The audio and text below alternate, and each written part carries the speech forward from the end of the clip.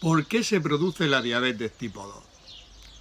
Es muy importante que conozcamos por qué se produce esta enfermedad, porque de esta manera vamos a entender perfectamente el tratamiento que hay que poner.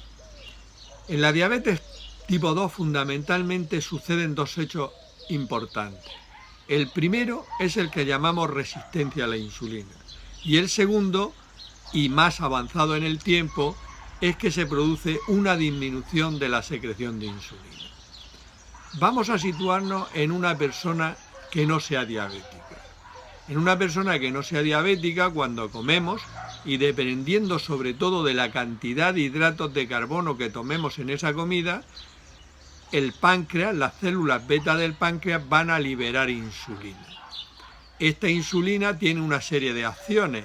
Las acciones serían, pues a nivel del tejido muscular, lo que hace la insulina es como una llave que abriría las puertas de las células musculares para que la glucosa penetre dentro de esas células y estas células tengan glucosa y la puedan quemar para obtener energía. A nivel del tejido adiposo, también, es decir, de las células grasas, la insulina lo que hace es que abre las puertas de las células grasas y a partir de esta glucosa que hay, sobre todo si hay glucosa en exceso, el organismo forma grasa, forma sobre todo triglicéridos.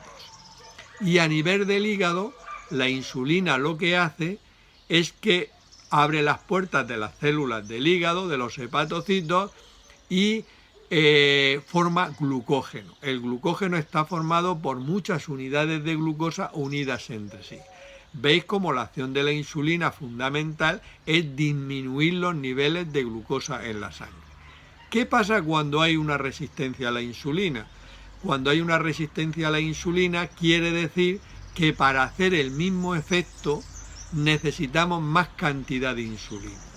Entonces, en un primer estadio nos encontraríamos en una persona que sus niveles de insulina son más altos de lo normal para conseguir mantener los niveles de glucosa normal. Y estos niveles de insulina elevados van a producir una serie de efectos negativos sobre el organismo. A largo plazo, cuando el páncreas puede llegar a agotarse porque está trabajando en exceso debido a esa resistencia a la insulina, y al estar trabajando en exceso llega un momento en que se agota y ya disminuye la secreción de insulina.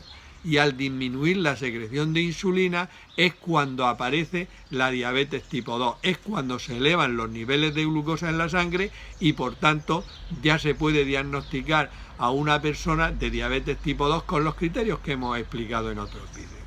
Existen otras alteraciones que explicaré en otros vídeos, pero hay que quedarse con estos dos datos.